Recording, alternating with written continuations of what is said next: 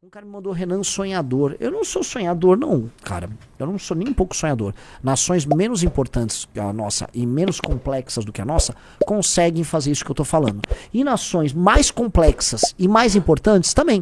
A Índia. A Índia é mais problemática. A Índia é mais pobre do que o Brasil, mais populosa, com conflitos étnicos dos mais diversos, conflitos de ordem étnica e religiosa espalhados pelo país. É uma cultura milenária. Eu tô falando mais dos problemas oriundos disso que qualquer outra coisa, tá?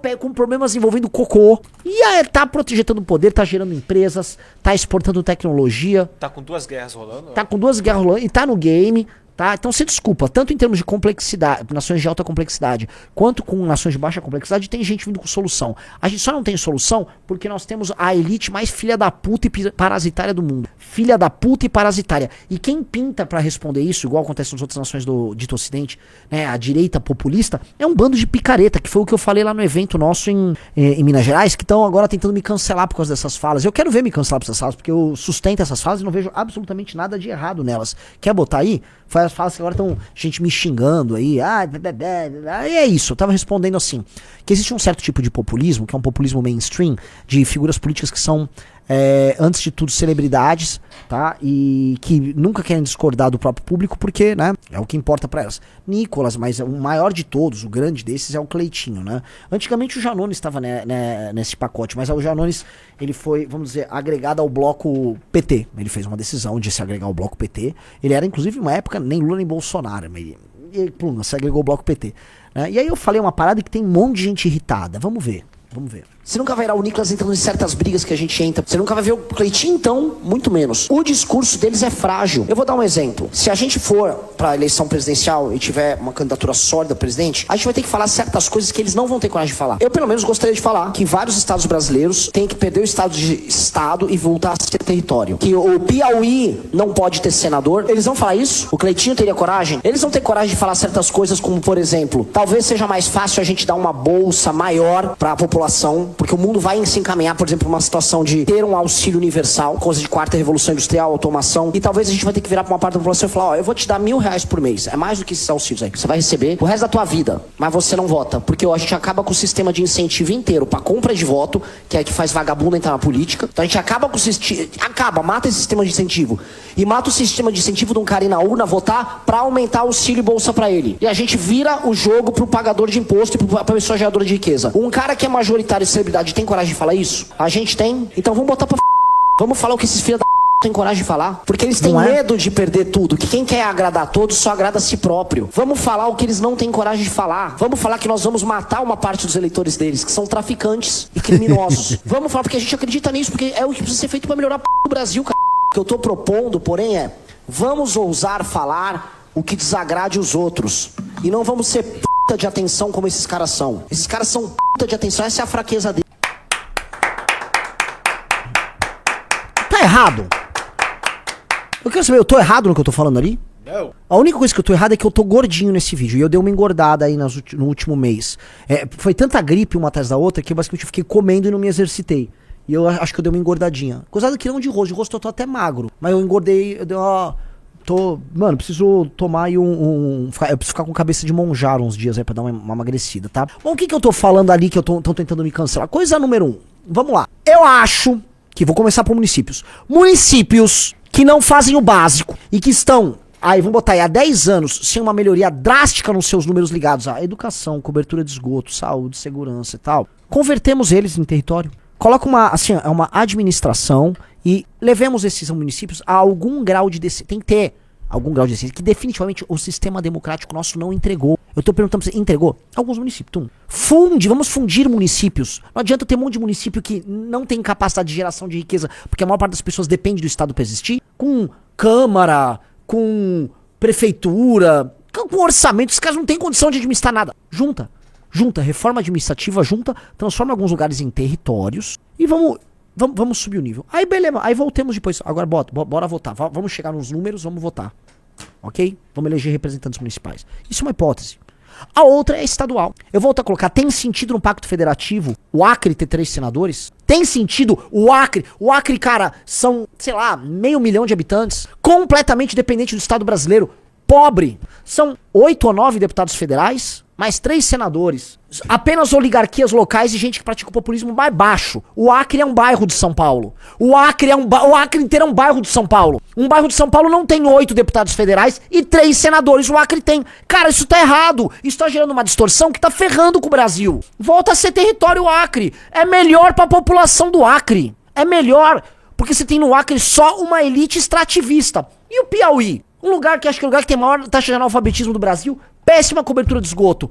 É pra punir a elite do Piauí. As elites têm que... A base da existência do Estado é também a existência de elites em competição. Pois bem, certas elites estão perdendo a competição do ponto de vista do atendimento das necessidades básicas das pessoas há décadas. Só que elas estão ganhando a competição por poder e esse jogo não funciona. Como é que pode uma competição de elites em que o Ciro Nogueira, que vive num estado... Vive, né? Ele nem fica por lá, mas sim... É um dos administradores políticos, né? Bota entre aspas, junto com o Wellington Dias, de um estado que tem analfabetismo e que as pessoas vivem mais de Bolsa Família do que qualquer outra coisa. Este cara seja um vencedor no jogo político. O sistema de incentivos da nossa democracia, aqui entre aspas, é uma bosta. Temos que mudar esse sistema de incentivos. E isso tem que ser trazido numa discussão presidencial, sim. Agora vê se essas putas de like vão falar isso. Não vão falar. Ah, tem outra alternativa, vamos alterar todo o sistema de incentivo.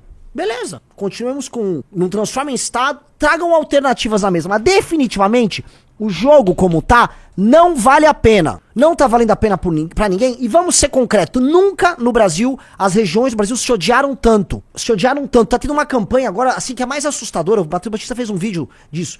Pessoas que estão se mudando do Pará, do Maranhão pra Santa Catarina, estão agora xingando os habitantes locais e falando: eu vou me mudar mesmo aí, vocês são pobres, vocês têm que se fuder. Que é isso? Então o cara, o migrante, se coloca como uma espécie de uma arma política contra o lugar do próprio Brasil. Então, pera, as pessoas estão num nível de ódio que não tá rolando. E não tá rolando porque o sistema de incentivos tá muito desbalanceado. O cara que não faz a lição de casa tem muito poder, exporta a população mais pobre, a população mais pobre vai pra lá e ainda acha, pro lugar que foi, que ela tá puta que pariu, fazendo um favor e que o resto tem que se fuder porque é o lugar que tá recebendo ela, que dá emprego, condição de vida melhor, IDH melhor, é um lugar que tem que ser punido porque é inferior do que o lugar que ele veio. São uns papos de maluco. Isso tá mal desenhado.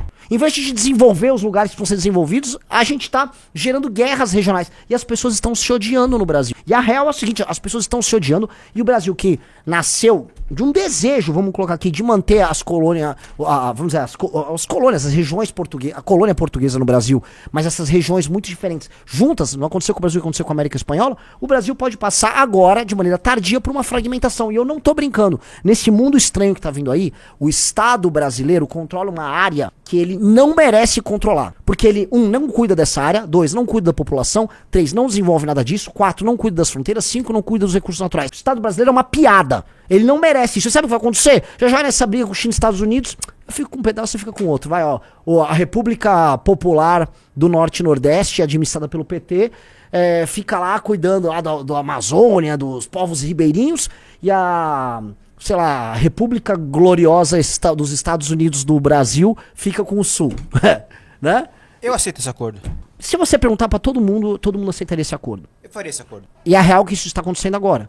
Então a ideia de um Brasil grande pode devanecer para o Brasil e se dividir. Porque pode ser que os sulistas queiram ficar entre eles e vai ficar só São Paulo. São Paulo e Mato Grosso do Sul. E se o Rio ficar só... Aí já quando vê, a gente virou aqui, ó, tudo picotadinho. E a ideia da gente ser uma nação grande, que sentar na mesa dos grandes no grande conselho das nações, passa a ser assim, a gente tem um uruguaizinho aqui que vive todo mundo muito bem. Pode ser até melhor enquanto modo de vida, né? Eu tenho certeza que se separasse pro Brasil, para muitos lugares, assim, os lugares seriam ganhando muito. Santa Catarina seria ganhando muito, Paraná seria ganhando demais. Mas a gente seria, assim, naçõezinhas legais, bacanas. Você teria sua vida comunitária legal. Não é a ideia de um Brasil grande. Ah, e querem abdicar do Brasil grande? É isso? A gente tem condição de ser grande. A gente realmente tem condição de ser grande. E tem um problema, tem um elemento que é muito problemático, que é que definitivamente os tomadores de decisões políticas no Brasil são os tremendos dos filhos da puta. E isso tá... Cara, isso tá esquentando muito. E a gente precisa falar dessas coisas. A gente precisa falar desses sistemas de incentivo mesmo. Eu citei ali naquele vídeo no Congresso de Minas essa provocação também sobre o auxílio. Por quê? Gente, o mundo... Um cara botou ideia de merda essa da secessão do Renan. Eu não falei de tensão, eu não sou favorável a isso. Eu tô falando que, assim, pode acontecer. Porque o mundo tá mudando rápido e eu nunca vi as pessoas se odiarem tanto no Brasil. Esse é um momento, assim, eu nunca vi uma tensão interna tão grande. Influenciadores mais diversos lucrando e bombando apenas criando guerra interregional. Eu vou prosseguir aqui nesse assunto. Eu joguei a outra provocação, tá? Que não é minha, tá? Eu citei aqui, na verdade, eu dou a autoria de quem foi. Um artigo que, se eu não me engano, é de 2015, 16, 17 ou 18, de duas figuras, tá? Que eu não sabia que produziram esse artigo junto. E é um artigo, uma pesquisa mesmo, uma referendada, que foi feito pelo Felipe Hermes. Quem conhece o Felipe Hermes, o grande Felipe Hermes, conta com toda a minha admiração, que foi do Spotnix e que hoje ele é da Block Trends. Felipe Hermes, escreve na Valete. Com sabe quem? Renato 38. Sabia que o Felipe Hermes e o Renato 38 já escreveram um artigo juntos? E o artigo vai em cima da seguinte linha, uma visão do futuro que vai acontecer no futuro, em que boa parte da população, não só brasileira, mas global, vai precisar viver de auxílios, porque essas pessoas com a automação e tal, muitos dos empregos vão desaparecer. Então isso dizem, todo mundo diz, é uma tendência global, tá? E eles fizeram uma tese falando basicamente o seguinte, fizeram vamos dizer, um paper, uma hipótese de resolver inclusive problemas fiscais, criando uma espécie de um auxílio com um valor mais alto do que a gente tem hoje, tá? Talvez tenha suas correções, acho que teria suas correções, claro, e que ele seria um auxílio vitalício, né? Acho que englobando até a própria aposentagem. Depois eu perguntaria pro Felipe Hermes sobre isso. Essa pessoa teria esse auxílio, ela faria a renda dela com base nisso, e em troca ela não votaria. Ela estaria tendo um auxílio realmente assim, ela não fica proibida, sabe, de fazer o bico dela para aumentar a renda, mas ela vai receber um auxílio volumoso, e em troca ela abdica do voto. Isso teria duas consequências óbvias. Acaba praticamente no Brasil a compra de voto. Porque a compra de voto incide justamente para essas pessoas mais pobres. A gente já tem estudos sobre isso. A gente fez não digo que é um paper, mas é uma pesquisa, tá no Valete Plus, Luiz Lima tocou junto com o Orlando sobre isso.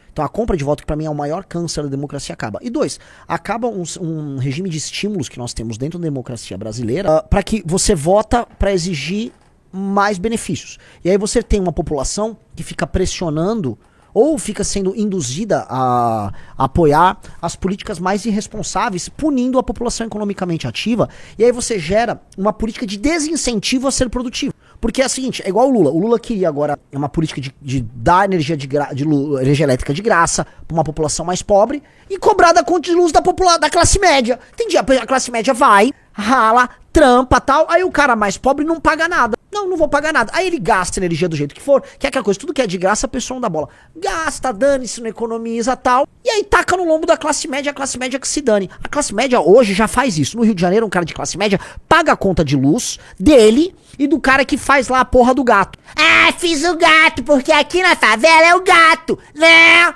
Pega a visão! Pega a visão, aquele vagabundo, aí vai aquela, não vou citar o nome dela, né, uma gringa, filha da puta, né, junto com o vagabundo, e a gente, o Brasil é muito louco, né, então o trabalhador já tá pagando no Rio o gato do cara, e a gente cria essa sociedade em que você fala, pô, eu tenho que trabalhar e sustentar o negócio do outro, pô, isso não é correto, isso aqui não é correto, calma aí. Então, a gente talvez tenha que falar sério sobre esses assuntos, porque nós viramos uma república em que, assim, o topo do funcionalismo e os empresários amigos do governo, tanto os que recebem incentivos fiscais os mais diversos, aquelas recusas fiscais, benefícios fiscais de toda sorte, quanto a elite do funcionalismo público, mormente a do judiciário, se beneficiam demais. A base da população vai lá e recebe as migalhas. E a conta é toda jogada no Brasil que trabalha e produz. Não tá valendo a pena. Tá aqui, ó, as pessoas estão na tampa, não tá valendo a pena. Então, volto a falar, o Uber que eu peguei pra vir pra cá, cara, enfim, não sabe o nome do cara, o cara nem sabe que eu existo. O cara tava fedendo. E não é fedendo porque ele era porco, isso. O cara me falou que ele passou a noite toda trabalhando. E ele me trouxe pra cá, era mais ou menos umas 9h40 da manhã. Por quê? O cara tá ralando a porra da noite toda, cara, no carro dele. O cara tava com a cabeça, sabe, todo oleoso, suado. Eu nem julguei o cara, eu só abri o vidro. Porque o cara tá se matando, não tá valendo a pena viver, cara. Mas ele não é um vagabundo. Ele tá trabalhando, ele precisa sustentar ele, a família dele, ou quem quer que for. O entregador que tá se matando, esse cara tá ralando. A dona da lojinha tá ralando, o dono da padaria tá ralando. Esses caras tão ralando e o Lula tá pega um pedaço da população que vota em mim e dá um troço pra ele. Só dá o negócio. E aí o político do município dele que não faz porra nenhuma, o município dele continua inútil, dá dinheiro pra ele. Deixa ele fazer o São João. Gasta com emenda ali. Os senadores, mesma coisa. E o juiz da região, da comarca, deixa lá. O Brasil gasta mais com tribunais do que com força policial. O dobro. Acho que é 2% do PIB é gasto com tribunais e 1% é com forças de polícia. Ou seja, a gente gasta mais com tribunal do que com policial. E com a equipe e tal. E do gasto com policial, acho que 82% é com manutenção das pessoas, salários, etc. Então você olha só, que tá rolando? Isso aqui tá tudo errado. Isso aqui tá tudo errado. Tudo absolutamente errado. E aí, querem ver, o que ele não falou, vai cancelar na puta que pariu, galera. Na boa. Eu tenho lado e eu tenho prioridade. Eu quero libertar essas pessoas mais pobres. Mas dito isso, hoje eu estou mais ao lado de quem tá na classe média ralando. Porque esse cara ainda tá pagando a conta.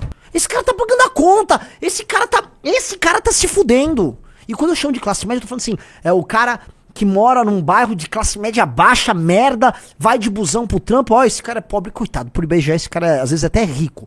Um cara cuja renda familiar, 5 pau, eu nem sei se é rico no IBGE, tá? É que o IBGE é tudo muito maluco, né? Mas esse cara, com uma renda de 5 mil em São Paulo, tem uma vida espartana. Mora mal, come mal, anda lá com transporte ruim, mora longe do trabalho, come o pão que o diabo amassou, vive de serviço público merda. Esse cara tá lenhado. Esse cara paga a conta dos outros e aí vem um vagabundo qualquer, um merda, vai falar, mas esse cara é rico, esse cara vai se fuder. Esses caras tem que ir pro inferno. Então tem que escolher lado, sim. Só que esses populistas de direita, vagabundos, tá? Por isso que eu não consigo falar, eu sou direita. Qualquer qualificação que você for fazer do nosso discurso, vamos falar que a gente tá no campo da direita. Mas se eu falar o bloco político da direita, mais do que o campo das ideias, o bloco político da direita é uma piada. É um bando de puta de like, tá? Você tem que pensar, a ideia de um político famoso de direita, ela é igual a bunda de uma vagabunda de Instagram. É a mesma coisa, é um cu exposto pra chamar atenção. E o cu, assim como a bunda dela é feita pra ganhar a atenção do maior número possível de likes, o discurso do cara é feito pra ganhar o maior número de likes. Então ela não vai postar uma ideia dela ou uma foto da bunda coberta, porque isso não dá like. Assim como eles não vão falar uma ideia que às vezes até sabem que isso aqui precisa ser tocada. Não. É bizarro. Então assim, quer cancelar por isso? Honestamente, cancela.